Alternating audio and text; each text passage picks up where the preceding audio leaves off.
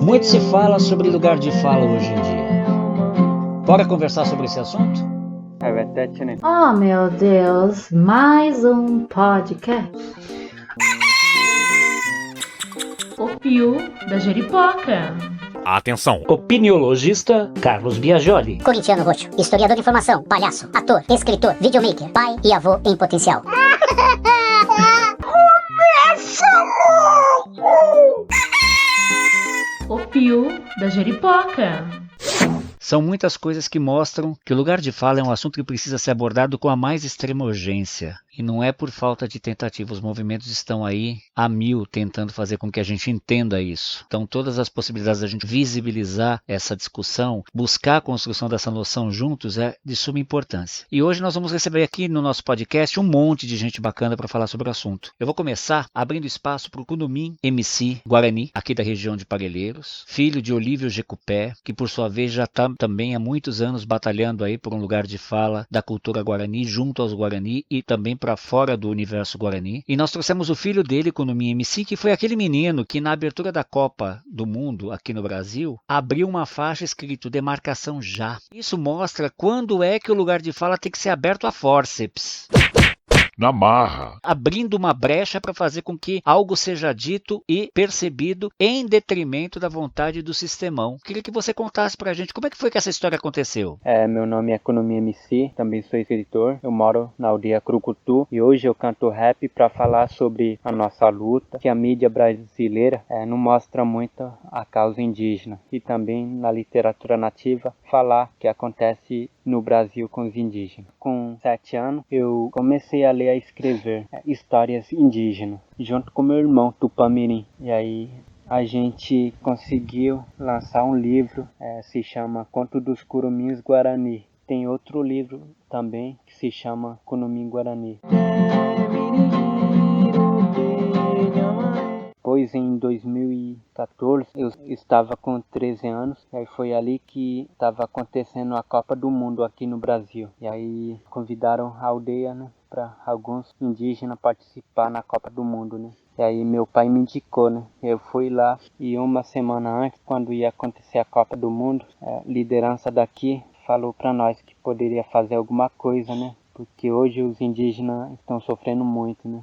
Então, poderia aproveitar essa Copa do Mundo para fazer algum tipo de protesto, né? E aí a gente foi na Copa do Mundo, sabia que era ao vivo, né? Estava acontecendo, então eu estava no último para iniciar o jogo, né? Então, a liderança daqui falou assim, tá nas suas mãos, né? Para fazer esse ato que é muito importante para todos os povos indígenas do Brasil, né? Fui lá no meio do campo, junto com uma menina negra e com um menino branco. A gente soltou a pomba para representar a paz. Depois eu fiquei parado e os outros meninos estavam saindo do campo, né? Conversando comigo mesmo, será que eu solto a faixa ou não, né? E aí parei de pensar e peguei a faixa do short, né? Tirei. E aí soltei e mostrei para todo mundo, né? Essa faixa escrito demarcação já, né? Só que meu coração estava acelerando, né? A 1000 por hora. Só que daí muita gente estava me aplaudindo, né? No outro dia veio muita gente, europeus, querendo saber porque eu tinha solto aquela faixa, né? Foi assim que aconteceu. Meu mango heróico, 519 mais tem hora heróico. Brasil, 1500, vive maroto guero a, orerentana queripe, ojo capa. Muito bem, gente. Mais um podcast, o Pio da Jeripoca. O papo de hoje é sobre lugar de fala. Com a Camila da Costa Meirelles, que trouxe suas amigas Claudilene Inês de Araújo e Silva e a Petra dos Santos Bibiano Leal. Também hoje nós estamos aqui na roda com um ouvinte lá do Rio de Janeiro, o Vinícius Palermo, ouvinte ao vivo. E nesse papo que, como todos sabem, é online e por conta disso tem aí todas as oscilações de qualidade de áudio que com certeza você vai deixar para lá porque o que interessa é o conteúdo que foi gerado ligado nesse papo maravilhoso que a gente travou hoje aqui. Uma ideia que surgiu numa conversa com a Camila Meirelles. Camila, fala aqui para os nossos ouvintes, quem sois vós?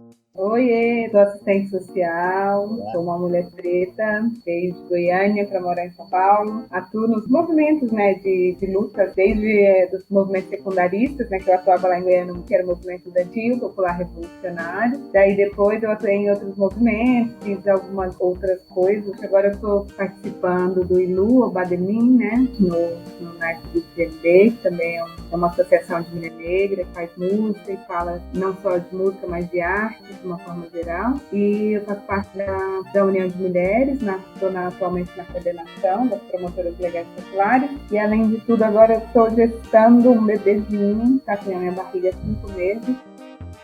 Eu sou a Claudilene, por formação filósofa e agora recém-formada como enfermeira, também dessas lutas mais feministas, né? Eu também sou coordenadora das promotoras legais populares aqui de São Paulo, capital. Também estou na coordenação, né, auxiliando no projeto Marias Marias, que é um projeto bem bacana que trabalha com mulheres sobre a Lei Maria da Penha. E também sou uma mulher preta, então desde sempre tive essas questões conversadas dentro de casa. Estou muito feliz de estar aqui também. Eu me chamo Petra, sou formada em mecânica geral e manutenção mecânica. Ela faz parte do mesmo grupo que eu, que é o Bademin. Faço parte de alguns grupos de resistência também, aqui onde eu moro, e também de alguns grupos de samba. Sou pesquisadora de ritmos afro-brasileiros. Oi, eu sou formado em oceanografia, trabalhei um tempo com educação ambiental, hoje eu me vejo mais numa transição profissional, de vida. Eu já trabalhei um tempo em projeto social aqui no Rio, hoje eu estou terminando formação em arte-terapia, terapias naturais, sou voluntário de contação de história em hospital e eu participo de projetos ligados à cultura de paz. Então assim, é muito...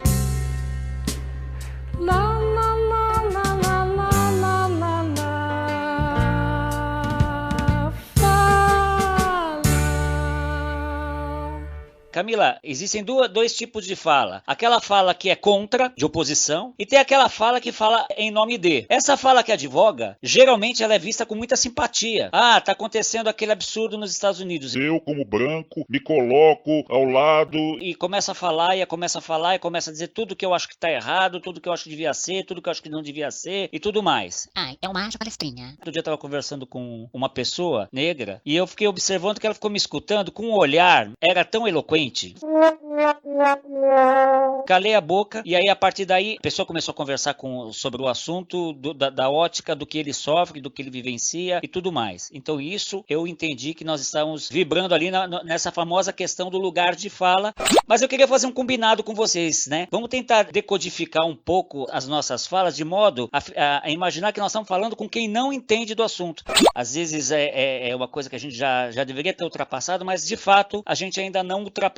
Esse é o fato real, tá bom? Existem dois grupos de pessoas, aquelas que não entendem porque não têm acesso à informação, porque é uma informação mais intelectualizada, mais acadêmica, e tem aquelas que não entendem porque não querem, que não fazem o mínimo esforço de buscar as informações e acha que a pessoa que é o que está no lugar do opressor é aquela que tem que ficar sempre explicando os conceitos, sempre justificando, né? Atenção! O lugar de fala não é lugar de silenciamento, né? É um lugar em que todos podem falar, mas todos também devem ser ouvidos. Saquei!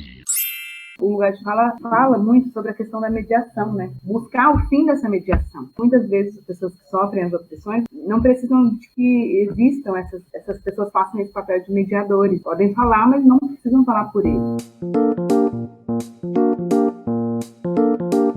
Existe o livro da Djamila Ribeiro, que ela vai discutir o conceito de lugar de fala. Ela não cunhou o conceito, mas ela vai discutir amplamente esse conceito no livro dela. Começou a ficar muito presente nos movimentos sociais, na internet. É um conceito que foi, ao longo do tempo, sendo esvaziado. É importante a gente entender que no livro Lugar de Fala, ela parte do feminismo negro, que ela está falando como uma mulher negra para as mulheres negras, são os protagonismos. E o segundo capítulo, ele vai falar da questão da mulher negra em si, acerca das reivindicações que elas têm, dos grupos sociais, que foi historicamente marginalizado, enfim. E aí de outros grupos, né, que ela traz, não só das mulheres negras, mas das pessoas negras e das pessoas LGBT. Mas nas últimas partes, ela aprofunda mais o conceito de lugar de fala, pensando usando o discurso como uma manifestação de um imaginário social que reflete Atenção! poder e controle. Onde estava sempre esse discurso, né? Ela vai falar desses grupos que exercem poder e controle, que é para dar visibilidade para pessoas que foram historicamente excluídas. Por isso a gente tem que entender que a gente busca o fim da mediação, mas que a gente não busca o fim do diálogo. O fio da Jeripoca. Não é uma visão individual da autora, né, da Djamila, mas é uma visão estrutural. Como que a gente pensa, né, e como que a gente pode debater essa questão do lugar de fala hoje, para que a gente também não caia no perigo, né, do esvaziamento ou do silenciamento. É importante que as pessoas brancas falem sobre o racismo, mas é importante que as pessoas que sofrem essas opressões todos os dias também falem sobre o racismo, né? Então, e aí no dia seguinte, depois de uma enxurrada de críticas, né, o pessoal da Globo News chamou vários jornalistas negros para falarem sobre a questão do racismo, porque eles sofrem ataques todos os dias. São dois lados diferentes. As pessoas negras estão falando de racismo, claro que numa lógica, muitas vezes, pensada, estruturada, né, e organizada, um pensamento mais intelectualizado, jurista também, mas às vezes a gente está falando de um lugar que a gente sofre todos os dias, que é de opressão. E aí existe essa diferença, né? Quem vai falar o que sobre o quê? E não é só o nosso lugar, né? Porque às vezes a gente tem a mania de achar que aquele lugar é só nosso de falar e esse discurso fica só com a gente. Como você falou, é importante falar para quem não entende, mas qual é esse grupo também que não entende, né? Então eu escuto. Eu acredito que o lugar de fala se faz necessário para que seja possível, né, identificar diversas vivências específicas, e justamente foi nisso que pegou, que dentro disso eu não posso me dirigir a um assunto sem que esteja relacionado ao meu grupo social, né. Então acho que quando a galera começou a questionar o posicionamento da Globo News ao abordar esse assunto só com pessoas brancas, foi justamente desse lugar. Eles estão falando de um assunto que, na verdade, né, eles não podem ir a fundo, porque não é uma vivência dos comentaristas, né, no caso. Eu acho que foi a indignação maior. Na verdade, eu queria começar, Carlos, eu ia falando que eu concordo com você, acho que a gente tem que falar de uma forma para que todos entendam, sabe? Então a gente tem que falar mesmo de uma forma fácil, sempre exemplificando e colocando tudo, porque acho que isso é um erro da maioria, assim, ainda mais se a gente for para temas que estão mais na academia, vai falar achando que todo mundo entende, sabe, da nossa forma. E não, a comunicação se faz quando o outro entende, né? Opa! A questão do lugar de fala vem justamente nisso, da voz para aqueles que vivenciam, para aqueles que não estavam na academia, produzindo conhecimento, entre aspas, porque é a partir deles que a gente estuda todos os temas. Então, porque é sempre o outro falando do meu grupo, né? Eu, como mulher negra, bissexual, porque tem que ser, na maioria das vezes, um homem branco, hétero, que vai estudar a mim? Porque eu não posso vir desse grupo e falar por mim, sabe? Estudar e colocar. Então, o lugar de fala é nesse sentido, da voz, aquele que não tinha voz, porém, não necessariamente é que o outro não possa falar. Nossa, nossa, nossa! Se puderem jogar, sou filha, sou preta, essa é minha treta, me deram um palco e eu vou cantar. Porque o falar é um poder, né? O falar, o escrever, o produzir conhecimento é um poder muito grande. Então, quando esse grupo vem e percebe que tem que dar espaço para outros grupos, há um incômodo. Então, acho que é esse incômodo que fica nessa discussão, se o lugar de fala realmente é importante, é mais importante que o conhecimento, e aí entrar nessas discussões menores. Porque foi isso também, quando foi pra rede social, quando foi pra todo mundo começar a falar, quando todo mundo fala de algum tema, fundamenta, perde a raiz mesmo do tema. Não é que é errado todo mundo falar, não, mas às vezes acaba se falando mais por senso comum do que pelo tema em si. Então, se por um lado é bom que muita gente sabe o que é lugar de fala, por outro houve o esvaziamento do que seria esse lugar de fala, que não é o silenciamento. Então, quando a gente fala em lugar de fala e muitas pessoas vêm e falam, está me silenciando, não é te silenciar, mas vamos então aumentar essa discussão e você agora escuta o que o outro fala e a partir da sua escuta a gente produz um outro conhecimento, sabe? A gente vai produzindo por aquele que vivencia, por aquele que tá ali no mundo acadêmico, a gente vai aumentando. Em vez então de ser forças antagônicas, por que não deixar com que todo mundo se una e produza novos conhecimentos e valorize? E isso, claro, a gente tá falando a partir do estudo da Djamila, então é muito comum, né, que a gente fala do feminismo negro, disso, mas a gente pode colocar para qualquer outro movimento, qualquer discussão da vida, de outros temas.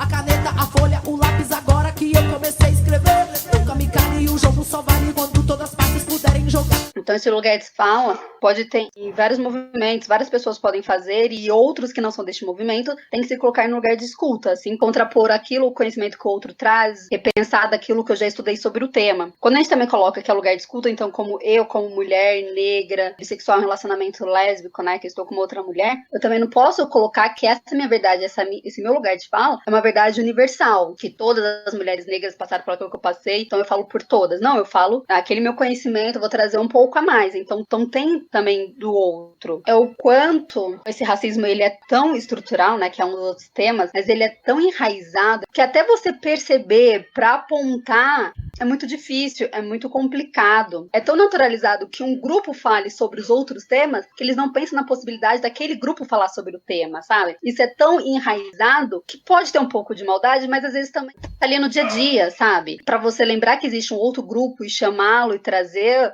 é você dar muito o poder para o outro. Se a gente fala do racismo, então, que é a população negra que sofre, então a gente tem que também falar, a partir do outro lado, e quando você vai pro lugar de escuta, se o negro sofre com o racismo, quem tá produzindo esse racismo? Tem que falar que é o branco, e também tem que falar que o branco é uma raça, sabe? Se eu falo dos indígenas que estão sofrendo um massacre, tá sendo sempre dizimado, eu tenho que lembrar, então quem tá fazendo tudo isso com essa população indígena aqui no Brasil? Quando a gente fala da raça do outro, e aí a gente dá o poder pro outro, significa que a gente tem que se voltar para o nosso lugar. Então acho que é isso que é o difícil, acho que é esse que é o lugar de escuta que é difícil, porque é entender que se o grupo A sofre, é porque o grupo B ou está fazendo sofrer ou está compactuando para que esse grupo A sofra. O fio da jeripoca. É isso, é romper com o silêncio, né? E aí, quando você fala que dá espaço ao outro, é mostrar também, dar visibilidade para mostrar quem é esse outro que está causando tanto mal e que está causando tanta violência contra um grupo específico. Eu acho que uma das coisas é isso. Imagina se fosse ao contrário, né? Se fosse a empregada que tivesse feito isso com o filho da patroa. Como isso seria noticiado nas mídias e como isso seria abordado? A gente já pode imaginar a quantidade de ataques, né? Que inclusive essa pessoa sofreria. É óbvio que tem a ver com racismo. O fato da empregada trabalhar durante a pandemia, quem quer ser empregada? É uma mulher negra. A mulher não tem com quem deixar o filho, porque não tá tendo aula. A empregada sai para passear com o cachorro da patroa, que a patroa é branca, né? E aí a patroa é uma simbologia ali, tudo, né? E aí a mulher coloca o menino no elevador. Que ideia é essa? Irresponsável. É aquilo, a vida das negras não importa. Importa mais a vida de um cachorro. E eu não estou aqui, eu tenho cachorro, eu amo, mas a vida canina da patroa valeu mais do que a vida humana da empregada. A gente pode colocar tudo, raça, classe, é um choque. Acho que essas histórias de todos foi a que mais mexeu comigo. Eu tenho muito difícil falar nessa. Eu não sou mãe, mas acho muito complicado falar. Eu acho que ela também precisa tudo. Que fica bem claro o descaso com a vida do negro, né? Então ela colocou a empregada dela em risco, matou o filho, pagou a fiança e ficou por isso, né? A empregada, para começar, não teria R$21 para pagar a fiança, para ser empregada. Ela estaria presa. E aí talvez nem seria estipulado uma fiança, que seria abordado por um outro viés. Quando a gente coloca esse caso, por exemplo, e no lugar de fala, é isso. Não é só emitir palavra. Quem são as pessoas que podem existir? Quem tem o direito à humanidade? Imagina, quem são essas pessoas? Tá pela preta objetificada, gostosa sarada, que tem que sambar. Dona de casa, limpa, lava e passa, mas fora do lar não pode trabalhar. E as pessoas não conseguem enxergar que a maioria das empregadas domésticas no Brasil são mulheres negras. Por que elas têm que trabalhar? Porque a patroa não consegue cuidar da própria casa. São mães solo, são mulheres que são periféricas, mulheres negras. Tem várias questões aí que a gente pode abordar. Yuri Marçal faz maravilhosamente uma madame sofrendo... Ô Camila, uma vez eu fui convidado para assistir uma determinada conversa e aí começou a rolar essa história, eram mulheres negras e começaram a discutir entre si. E aí eu levantei meu dedinho branco e falei, posso dar uma opinião? Elas viraram para mim e falaram, não me interessa nem um pouco a sua opinião. Aqui você não tem lugar de fala. Gente, eu tô sendo censurado, espezinhado. E uma delas sorrindo falou assim, tá vendo? Sacou? Hã? Hashtag chupa. Bicho, isso entrou pra mim como uma lição, assim. Tudo bem que essa pessoa que me respondeu com humor não estava na vibe que eu sentia as outras. As outras estavam mais alteradas, estavam realmente nervosas e a fim de colocar esse limite. Mas com essa intervenção, em tom mais bem-humorado, eu consegui entender o motivo de eu não ter lugar de fala ali pra falar. Experimentar um pouco do silenciamento compulsório, vindo de cima pra baixo, né? Abre aspas. O apito de cachorro é aquele que só a pessoa violada, violentada, ofendida consegue perceber a ofensa, a violência e a violação. Quem está assistindo não vê absolutamente nada, como acontece com o apito de cachorro, que só é audível para cães. Fecha aspas. Esse tipo de violência que se sofre sem que haja, como você falou aí da menina, da mulher que falar, não, mas peraí, isso não é caso de racismo, isso foi um acidente que aconteceu, gente, não vamos exagerar. Ou como aquele bonachão, pai de família que no Natal recebe a cozinha e fala assim, ô Dolores, vem cá, senta com a gente, aqui todo mundo é igual. Tá claro o que ele tá querendo dizer, que ninguém ali nem todo mundo não é igual. Ele está sendo magnânimo porque está possuído o espírito de Natal, então ele resolveu dar aquele exemplo pros filhos naquele dia, naquele momento específico. Isso também é um exemplo de apito de cachorro.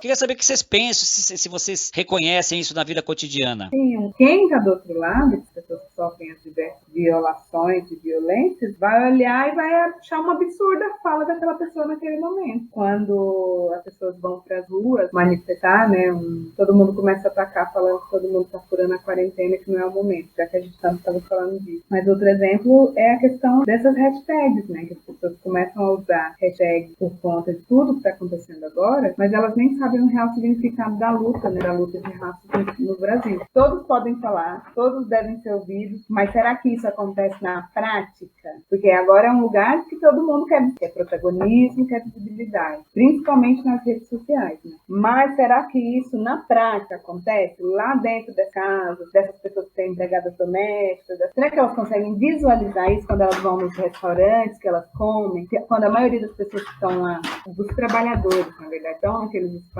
são pessoas negras, os seguranças, os cozinheiros, os garçons. E quem está sentado na mesa comendo são as pessoas brancas. E aí, será que elas conseguem perceber isso? Essas mesmas pessoas que colocam essas hashtag chupa.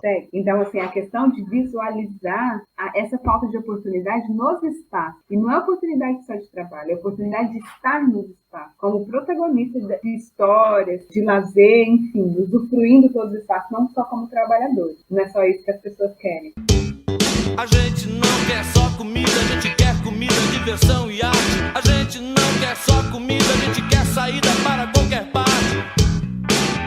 Inclusive é bem cruel, né? Se você for olhar do ponto de vista de quem entende, mas que não pode falar. Porque quando você dá esse exemplo da empregada, que ele chama ela para sentar que ela é igual a todo mundo, ela nem pode falar que ela não é igual, porque senão vai ficar constrangedor para ela, não vai ser nem para ele. Né? Porque tá sendo legal a gente boa de convidar ela no Natal para sentar na mesa com todo mundo. Mas ela não pode nem falar que tipo de pessoa que ele é no cotidiano, porque senão ali vai virar uma confusão e ela vai acabar saindo dali como uma raivosa, mal agradecida, né? Que sabe, enfim, que não... ele sai como correto. Quem tá olhando de fora fala, gente, eu não tô entendendo, mas que absurdo, que inversão de valores, que exagero que vocês estão fazendo, né? Carlos, enquanto você falava da sua experiência no grupo, eu lembrei de uma que eu passei. Eu estava em um clube, né, de cinema, chamado Cine Sapatão, que é aqui em São Paulo. São mulheres lésbicas e bissexuais que estão em relacionamento com outras mulheres, se encontram, veem filmes, curtas sobre esse tema. E especificamente num dia foi um lugar que é um lugar mais aberto, então todos os públicos participam. Se você entende a proposta, você entende qual é o público a que se destina o evento. E nisso apareceram homens, assim,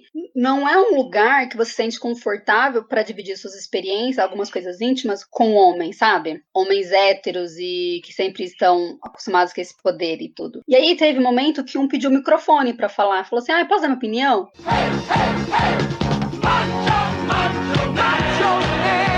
Todas, assim, que estavam falando, que estavam lá na frente, apresentando, falaram, não, neste momento não. Ele poderia fazer igual você, fazer uma cara estranha, isso, aquilo. Eu acho que ele até fez, eu não estava vendo a pessoa. Mas simplesmente ignorou e falou o que ele queria falar. Nojento! Entende? Por exemplo, se a minha fala antes foi que existe o lugar de fala, mas também existe o lugar de escuta, eu acho que também existe momentos e momentos. Eu acho que tem momentos que é esse, que é de encontro, que a gente vem e fala, que é, assim, eu concordo com a Camila, não é minha obrigação falar para o branco o que é o racismo, não é minha obrigação falar para um hétero o que é LGBTfobia, falar para o homem o que é o machismo. Não 100% das vezes. Mas a gente pode fazer encontros, esses temas aparecerem e a gente começar a discutir. Mas quando eu estiver no momento e falar, olha, não quero falar sobre tal, não quero te dar aula agora, não quero ser a wiki preta, a wiki feminista, sabe? Tem que dar sempre a lição e você só escutar da minha boca e não ir fazer a sua função de ir lá, estudar, de fazer escuta, de compreender, de se analisar. Eu acho que também tem momentos que eu quero encontrar só com os meus, entendeu? Então eu quero ter encontro só com mulheres, eu quero ter encontro com lésbicas, só com as mulheres negras, eu quero ter ou posso ter encontro plurais, e aí a gente discutindo isso, eu posso ter encontro só pra falar de besteiras e não entrar em temas específicos e profundos, sabe? E nem sempre a gente está nesse momento de lugar de fala e de escuta, porque nem sempre a gente quer necessariamente ter essas comparações na hora de se colocar.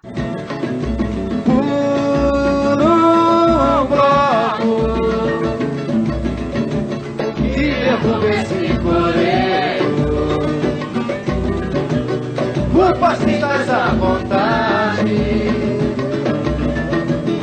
e não dança o minueto. E a outra pergunta que você fez, se a gente já passou por isso, acho que todo mundo já passou. Alguns a gente não percebe na hora, a gente percebe depois de muito tempo. Outros a gente acaba nem percebendo, porque na maioria das vezes a gente também está despreparada para sofrer o racismo, a lesbofobia, o machismo. A gente não está preparado. A gente não sai de casa falando, hoje eu estou preparada para isso, e se alguém falar essa frase, eu vou responder de outra forma. Não, você sai para trabalhar, para estudar, socializar, viver, né, a vida normal, como todas as outras.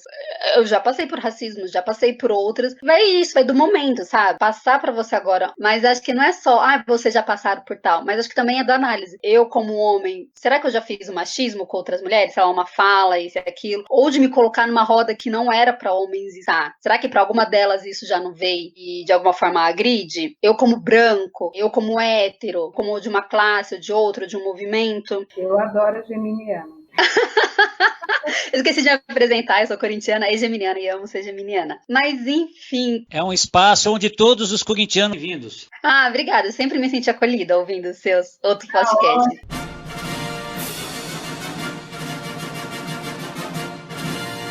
Mais do que indicar falar sobre o racismo que a coleção do feminismo tem, que é o racismo estrutural, o racismo recreativo, o lugar de fala, encarceramento em massa, a coleção em si tem ótimos temas, que a gente está falando sempre que o negro é a raça, né? O negro é o outro, o negro é o que não tem espaço. Mas aí tem um que eu sempre esqueço o nome da autora, mas que é isso, que é entre o branco, o branquíssimo e o encardido, que vai trazer justamente isso, a raça, a partir dessa análise, mas pelas pessoas brancas. Então é incomodar o branco, falando, olha, você também é raça, você é branco, assim, sabe? Não é o negro que é o outro, que é a raça, não é o oriental, né?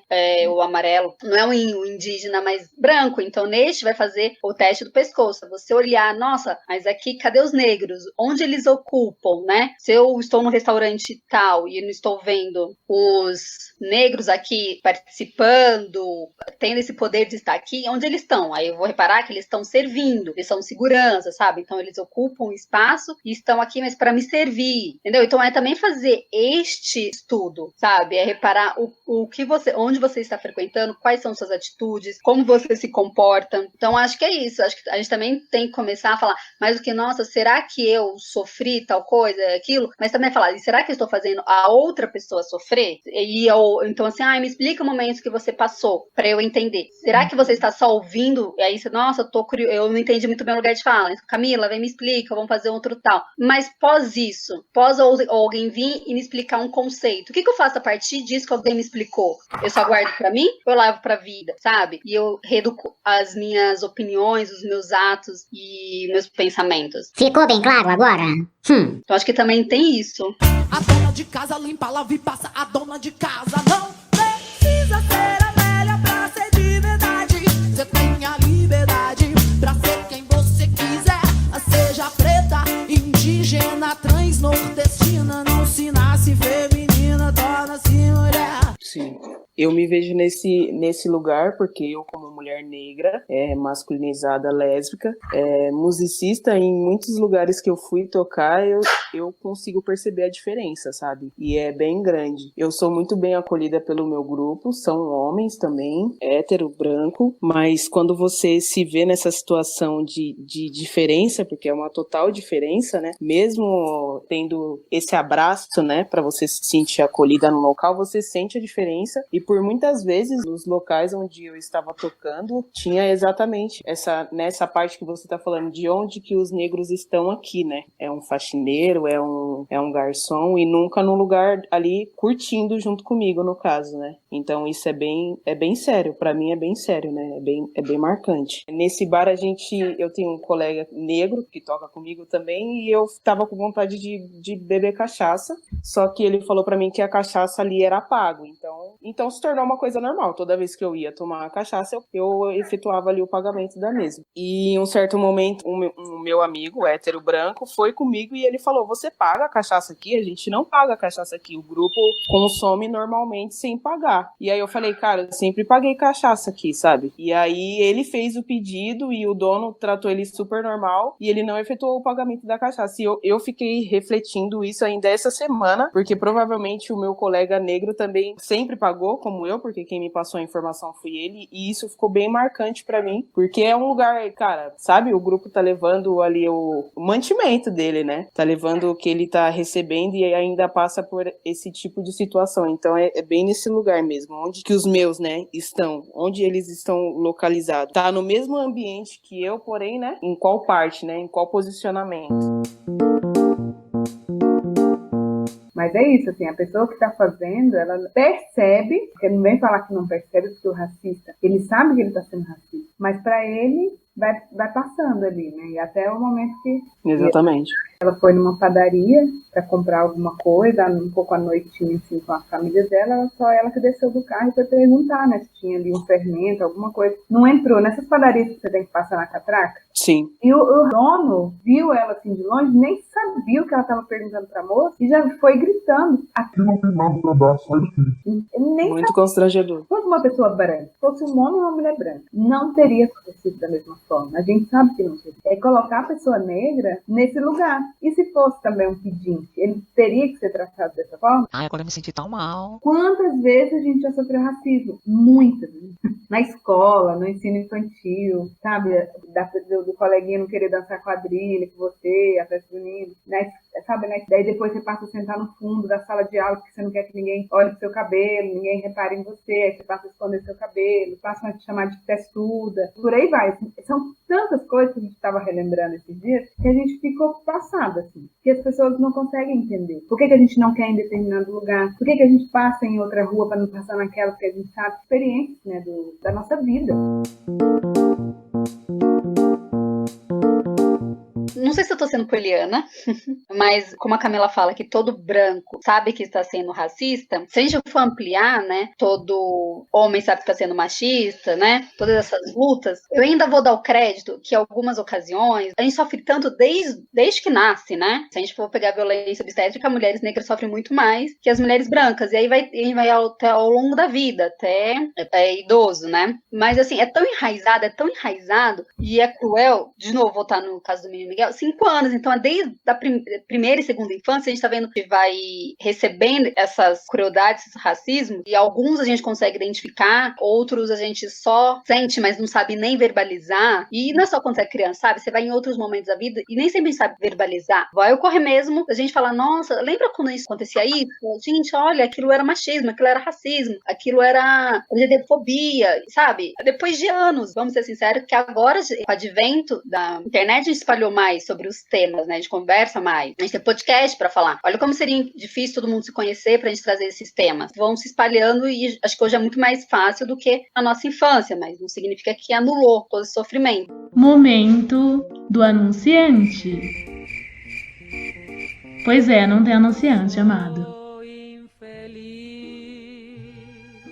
Mas, se a outra pessoa vem e fala: nossa, isso que você fez foi racismo, como você se comportou foi racista, e aí eu posso entender que ele não sabia que foi, vou dar esse crédito, você poliana neste momento, A partir do momento que o outro aponta, ele fala, não fui, ou foi sem querer, ou qualquer outra coisa que vem a partir do apontamento, que ele não se fecha, não se cala, e aí, de novo, é o ir pra escuta, ir pro assimilar aquilo que eu te falei, se a partir daí ele vem com qualquer outra coisa, qualquer desculpa, ou a nota de esclarecimento, qualquer outra coisa que não seja, me desculpa, eu errei, vou rever os meus atos, e a partir daí mudar, aí sim a gente sabe que é o racismo, que é o homofóbico, que é o transfóbico, que é o machista, porque é tão enraizado tudo isso, sabe, o patriarcado, mas a partir disso, se o outro vem ou aponta, e ele dali não tira a culpa pra si, sabe, fala, nossa, então eu vou fazer esse exercício, eu vou me policiar, que é um outro termo super conhecido, que é vou me reconstruir, sabe, eu vou destruir aquilo que eu fui, ou a qual eu fui educada a minha vida inteira, sei lá, que é normal fazer piada sobre cabelos,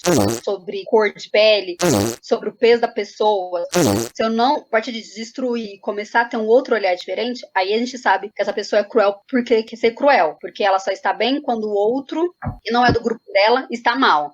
Exatamente. Ainda tem isso, você fala, nossa, esse caso foi racismo. Ah, lá vem o povo mimimi. De novo, a história do menino Miguel. Porque se fosse qualquer criança que tivesse caído, a gente já tá sofrendo, não ia. Quando você fala, olha, o que você fez foi racismo, foi machismo, fala, vê a galera, o pessoal do politicamente correto, do mimimi, a gente já sabe que a partir dali a discussão não há uma discussão, sabe? Não há um diálogo, não há uma interação para que ambos se melhorem, sabe? Para que a sociedade se melhore. Então, você fala, não vou nem perder meu tempo discutindo, sabe? Começou com algumas falas assim, a gente já sabe que dali não vai sair frutos bons. Você vai só se desgastar, adoecer, ficar mal, e o outro vai sair dali e ir pra frente, sabe? E levar a sua vida. É justamente esse lugar que o branco racista não quer estar, que é se desconstruir, né? É como se eles encarassem isso como uma humilhação e não como um aprendizado.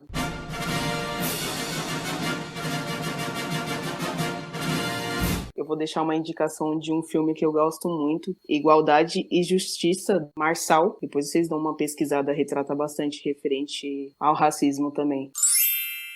No livro da Djamila, ela até cita uma parte que a Grada Quilomba traz sobre essa questão da disfunção, né, que faz com que os homens brancos, a vida toda, se sentem como pessoas universais. E aí, quando a gente fala de pessoas que estão no poder, pessoas que estão nos contando os livros de história, pessoas que estão no poder político, no religioso, faz com que eles se racializem, eles descobrem que eles são da raça branca e eles entendam o que significa ser branco. E aí, isso como uma metáfora de poder, né? Na verdade, você tem que perguntar ao contrário. Quais são os privilégios que você não tem, né? Quando você é um homem branco. Então, assim, não me trata com respeito porque eu sou uma mulher preta, mas por eu estar junto com um homem branco. Então, e aí tem várias questões que a gente tem que ficar desconstruindo o tempo todo. Atenção! Essas pessoas começam a ficar preocupadas porque elas estão perdendo seus espaços de poder, seus espaços de fala, seus espaços de protagonismo. Obrigado. Porque eles acreditam que eles estão perdendo. Eles não acreditam, a maioria, não estou falando de todos, que eles podem construir uma sociedade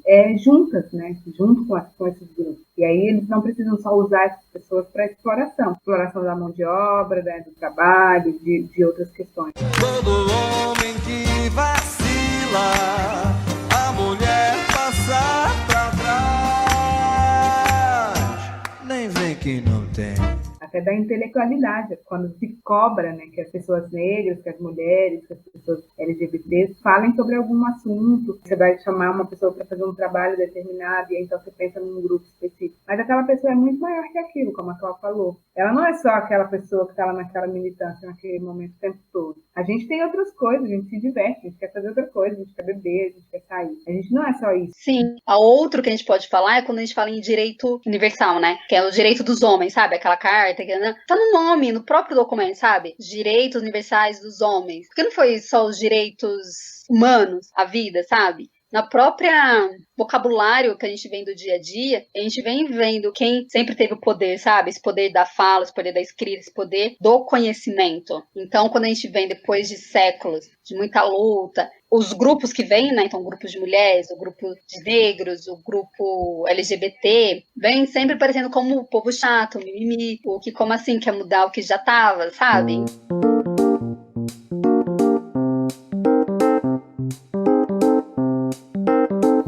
pessoas oportunizam um falso discurso, né? Elas não querem se posicionar de verdade. Esse falso discurso, essas hashtags, esses quadrados, essas coisas, elas não querem se posicionar, elas não vão brigar por esse curso com a família delas, com os amigos brancos, não vão. Elas estão ali se apropriando de um tema, né, que é quando a gente fala do lugar, né, do espaço de habilidade. Estão se apropriando porque esse tema agora está em voga, porque a gente encara isso todos os dias. Elas vão continuar falando e levando esse discurso adiante? Essa é uma das perguntas que fica, né?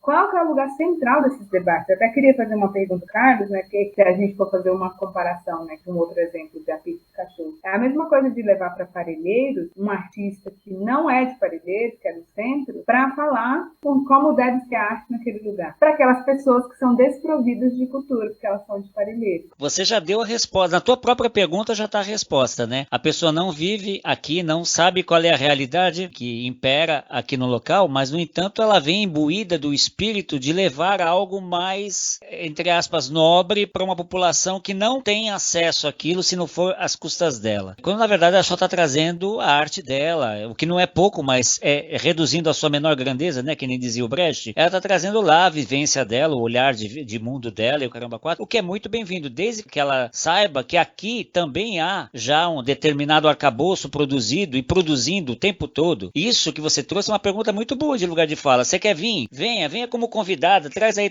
a tua contribuição. Vamos cantar um samba junto, porque falar em cantar samba, eu peguei a Petra aqui na curva, ela vai dar uma palhinha aqui pra gente daqui a pouco. Vem cantar o teu samba aqui com a gente, mas vamos cantar junto. Vamos ver onde que os nossos sambas entram num acorde aí que cria alguma coisa gostosa, que traga alguma ideia nova, para as duas partes, entendeu? O problema é quando a coisa não é colocada na via de mão dupla. É o branco, o homem, o hétero trazendo a solução, né? Isso é muito colonizador, é muito do espírito que veio nas caravelas, né?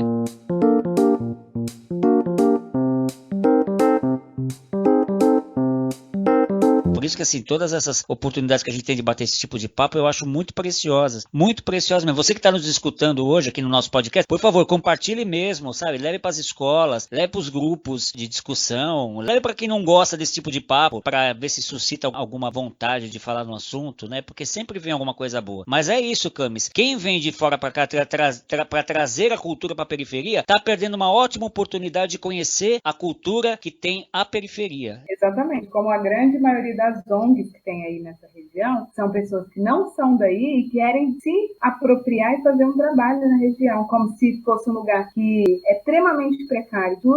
Claro que tem a questão da estrutura, tem a questão da história, mas as pessoas que estão fazendo esses trabalhos aí das ONGs, eles acham que são pessoas que precisam, né, ser catequizadas, né, que é muito colonizador. O Pio da Jeripoca. Eu fui nascida e criada numa periferia, né, em Goiânia. Então, eu não tinha muitas consciências sobre aquele lugar e o lugar que eu ocupava. Eu fui ter, quando eu comecei a ter acesso à educação de qualidade, então, a partir daí, eu comecei a entender aquele lugar que eu ocupava, mas de não negar aquele lugar, né? Porque a gente nega ainda na infância. A gente nega o lugar que você ocupa, a gente tem vergonha da nossa raiz, da nossa história, do lugar que a gente mora. Então, é uma frase que ela coloca no livro dela, né? Nem sempre o lugar que a gente ocupa vai trazer uma consciência pra gente, mas às vezes a gente tem várias experiências diferentes e a gente se conscientizando disso, a gente consegue entender que aquilo não é de toda forma ruim, né? Ou opressor, porque às vezes a gente nem consegue visualizar essas opressões quando a gente não tem esse conhecimento.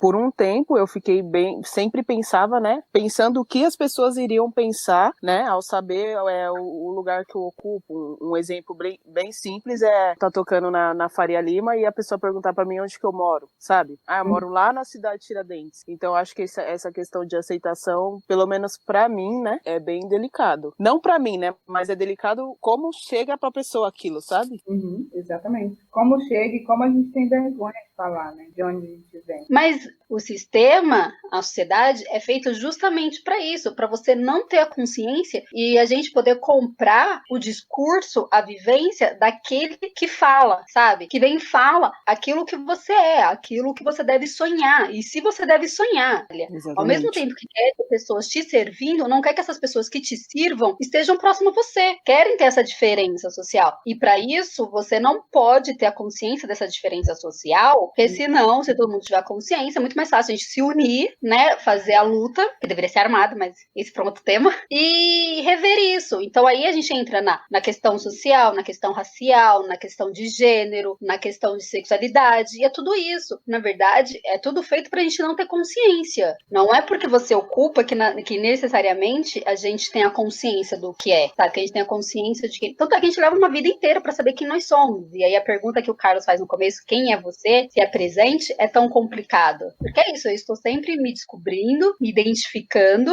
tentando me definir quem eu sou. E isso requer consciência sempre.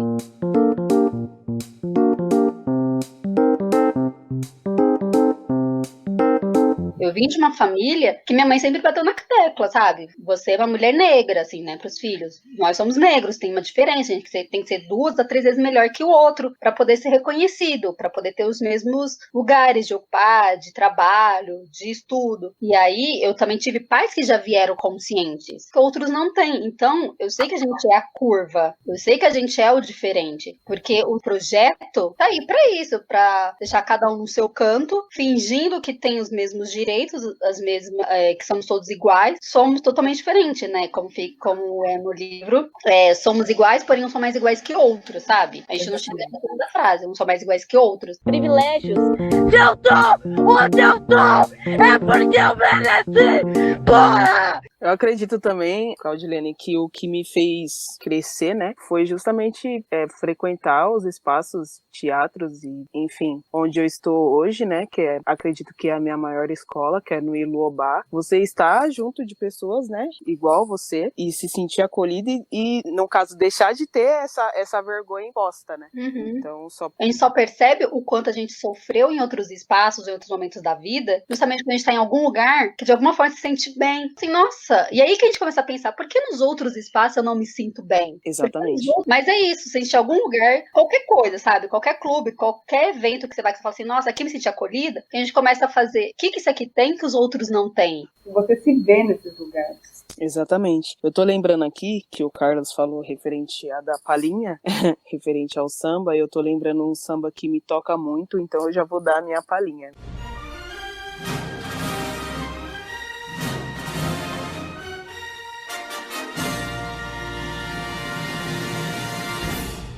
Que é um samba do Nelson Sargento, né? Foi regravado pela Beth Carvalho. Viva!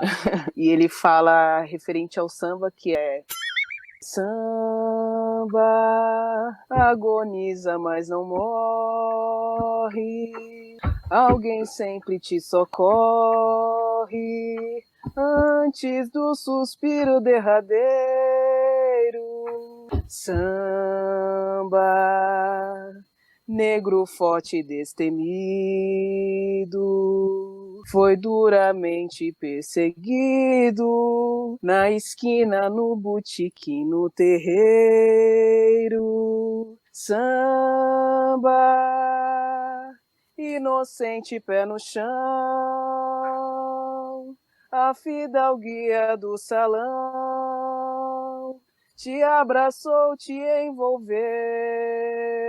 Mudaram, lalaiá, toda a tua estrutura, te impuseram outra cultura e você não percebeu. Mudaram, lalaiá, toda a tua estrutura, te impuseram outra cultura e você não percebeu. Esse samba me toca muito porque Ele fala justamente pra mim, né? A nossa história foi tão mudada e a gente não teve forças pra fazer a mudança. O que tá acontecendo agora me deixa um pouco feliz porque estamos se ajudando mais, né? E quando cantam isso no samba, eu vejo bastante gente rindo e cantando feliz, mas na realidade às vezes nem percebe o que tá cantando, né? Porque é muito triste um samba, se você for prestar atenção, pra você cantar sorrindo, né? É justamente, foi mudado, ninguém percebeu, né? E aí, qual lugar que estamos? Pra onde vamos? Uau, vamos levantar. Que lindo, Petra, que voz. Muito bom. Ah, que lindo. Como que a gente explicaria para uma criança entender o que é lugar de fala? Cri, cri. Eu falaria para ela, ela pode me contar uma história dela, eu posso contar a minha história e a gente sai dali entendendo e percebendo quem a gente é. Partindo do pressuposto que é muito mais fácil falar com crianças, né, que elas estão mais abertas, e se elas não entenderem, ela fazer a pergunta, e acho que eu falaria isso. O lugar de fala é você falar, é você dizer o que está sentindo, deixar que o outro também fala aquilo que ele está sentindo, e a partir disso a gente vai estar aberto um pro outro. Exatamente, Claudilene, partiria da mesma reflexão. Eu ia fazer uma brincadeira aqui e provável que pro meu filho eu vou explicar mais a parte da escuta, viu? Porque é o que tá mais difícil. Exatamente. Como diz a Amanda, né? Pra gente poder contar a nossa própria história, não o outro. E eu acho que é esse o grande desafio que a gente tem que enfrentar hoje em dia. Fazer com que essa nova geração entenda, consiga compreender e a partir disso transformar alguma coisa, né?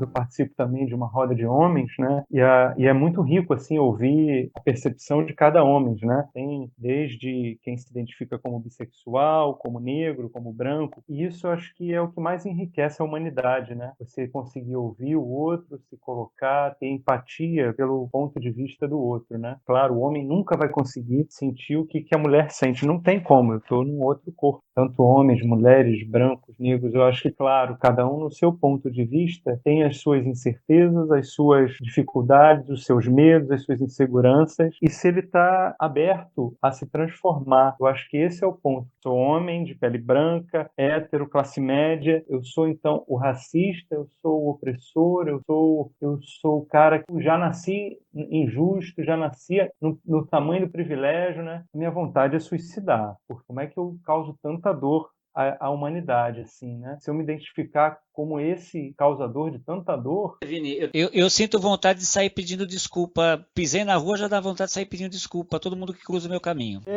Me leva, assim, para um lado de depressão muito profunda, assim. O que eu faço com isso, né? De tentar entender o mundo, de tentar entender o outro, de me identificar de uma outra forma, assim, como um ser humano também que tem medos, inseguranças, né? Tenho privilégio? Tenho. O que eu faço com esse privilégio? Como que eu lido com isso, né? É dolorido, assim, dolorido no sentido de, claro, como que os homens estão fazendo isso tudo, como que essa cultura toda fez isso tudo, né? E até me remeteu, assim, historicamente, né, do que é ser brasileiro, né? Como é uma mistura tão grande, né? Ouvir vocês como abre os horizontes, né? Eu tenho uma grande amiga que ela é angolana, ela mora aqui no Brasil já há mais de 10 anos, né? E ela fala assim, quando tem alguém que se identifica, não, eu sou descendente, eu não me considero como descendente europeu, né? Eu sou brasileiro, já tem essa misturada toda, né? Quando é afrodescendente, ela coloca assim, de que, cara, a gente é brasileiro, vocês são brasileiros. É diferente de quem nasceu lá na Angola, é diferente de quem nasceu lá realmente, né? E como é essa mistura, né? E como aqui a gente tem um racismo tão estrutural, tão forte, né? E ele permeia, claro, uma cultura escravocrata que está muito impregnada a isso. Impressionante, né? Se a gente pegar 100 e poucos anos que terminou a escravidão, e o que a gente teve de aprendizado? Só abafou essa história, não trouxe mudança, né? Sem dúvida. É um controle maior, assim, um medo de perder o controle, que aí você vai colocar, claro, numa cultura desse branco autoritário, dominador, tal, que tem medo de perder esse controle.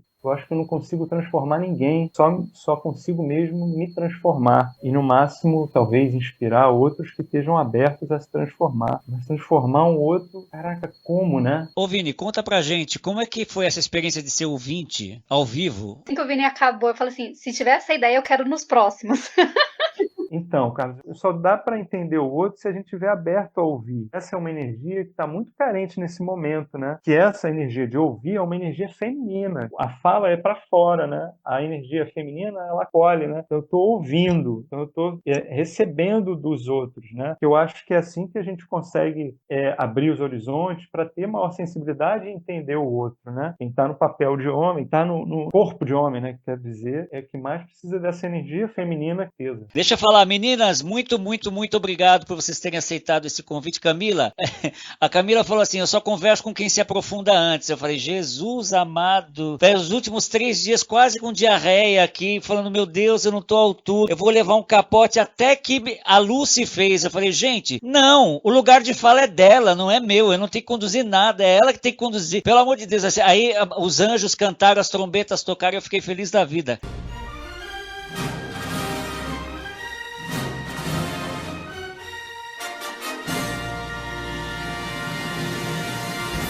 Ah, que legal. Eu queria agradecer, né, as meninas que estão aqui, a Cláudia, a Petra, o Vini por estar aí ouvindo e você pelo convite. Eu queria indicar, né, assim, para quem quer aprofundar um pouco na reflexão lógica de Jamila Ribeiro, que tem o livro Lugar de Fala, e ela dialoga também, e aí a gente tem outras feministas super importantes aí, né, Patrícia Hill Collins, Grada Quilomba, Lélia Gonzalez, Sueli Carneiro, né, Bel Hooks. Eu vou indicar um filme, na verdade um documentário, né, a 13ª Emenda, Cara Gente Branca, que é uma série bem legal. Tem o filme Moonlight, que é um filme legal. Muito bom, Camila. Indicação do tema específico, lugar de fala, eu acho que vão ser essas que a Camila já falou, e a Lélia, né? Não tem textos com esse tema, mas o que ela propõe escrever tá super de acordo, né? Até porque esse tema não era tão comum assim. Agora, mas indo neste livros da Djamila, eu acho que a coleção que ela fez, e outros me encantam muito, né? Dos feminismos plurais, que é o racismo recreativo, o racismo estrutural, porque pra gente também entender o que é o lugar de fala, é isso, falar que um tem o poder e o outro não, a gente também tem que entender o que é o racismo, né, o estrutural, que a sociedade é tão enraizado, sabe, que ele tá na estrutura da nossa sociedade. O recreativo, tem o que é o encarceramento em massa, e aí vai dialogar com 13ª Emenda, mas quando eu assisti, e aí se prepara, coleguinhas, pelo menos foi comigo, me fez muito mal o documentário, mas me fez mal, assim, de ver como a sociedade é má, como as pessoas são podres, assim, sabe, como o poder é podre, como tudo, sei lá, sabe assim, tudo de mal pode estar em um documentário, e a gente tenta ir lutando desde sempre, enfim, a gente percebe que a estrutura é desde sempre, sabe? Não tenho como falar onde começa, onde termina, mas enfim, mas também eu indico pra todo mundo, é aquilo, né? Faz mal, mas porque nos leva à frente. A gente acaba olhando o mundo pra várias coisas, e aí esse documentário abre pra gente pensar o racismo, pra gente pensar o classismo, né? A questão do trabalho, sabe? Do proletariado, porque que as classes dominantes continuam tão dominantes nesse mundo, enfim, acho que é um documentário que ele, com o que você quiser tirar dele, dá pra você conversar, dialogar, e lá também, né, como eu falei, tem um encarceramento em massa, mas também desses vai ter o que é o empoderamento, sabe, outro tema que ficou também muito conhecido, sabe, e meio que acabou perdendo o seu significado real. O que eu tive contato foi Igualdade e Justiça, fala sobre a questão racial também, é um filme de drama jurídico, e de leitura, tô terminando de ler também Escravidão, Laurentino Gomes, que fala do primeiro leilão de cativos em Portugal até a morte de Zumbi dos Palmares. Uau, que legal. Legal. Um livro que eu acho que também é muito bom, talvez vocês conheçam, que é o Desmond Tutu. Ele é um pastor, no caso ele ganhou Nobel da Paz, isso foi em 84, porque ele foi o presidente da Comissão da Verdade e da Reconciliação na África do Sul, para acabar com o apartheid, né? Então, assim, essa Comissão da Verdade, que ele escreveu um livro, que é o Livro do Perdão, o nome, né? Ele com a filha dele, né? E foi como reconciliar para que a África do Sul vivia em guerra civil direto, até, enfim, acabar o apartheid e o Mandela se tornar presidente. E essa Comissão da Verdade foi muito profunda, assim, porque é o tamanho da violência, né, do branco fazia, como era, porque é uma guerra civil, né? E aí ele trouxe para essa divisão da dor, né? Quando você divide a dor, você abre de uma outra perspectiva de você olhar o ser humano, né? Então esse livro é um livro muito bonito, muito legal para esse momento mesmo. Assim. Uau, que legal. Fica a dica, Desmond Tutu é... Eu queria indicar aquela série, aquela minissérie sobre aqueles 4 jovens que foram condenados injustamente. Olhos que Condenam, eu acho que foi ali que eu tirei a ideia do apito de cachorro. Petra, Clau, Camila, Vinícius, muito obrigado pela participação de vocês. Inclusive esse negócio de edição é o cúmulo do anti-lugar de fala, porque cabe ao editor escolher, né, o que vai e o que não vai, tá bom? Mas muito obrigado a todos vocês, nossos ouvintes. É um assunto importante, compartilhem nas suas listas, nas suas redes, tudo mais. Se você conhece alguém que pode apoiar o nosso canal também, por favor, não se faça de rogado. Pode entrar em contato com a gente no jiripocapio@gmail.com. Muito obrigado e a todos vocês, Saravá, Axé, Shalom, Salam Aleikum, Namastê, Shanti, Evoé, Allah Akbar, saudações corintianas, hashtag FUI! O Pio da Jeripoca. Atenção! Opiniologista Carlos Biagioli. Corintiano roxo, historiador de informação, palhaço, ator, escritor, videomaker, pai e avô em potencial. O Pio da Jeripoca.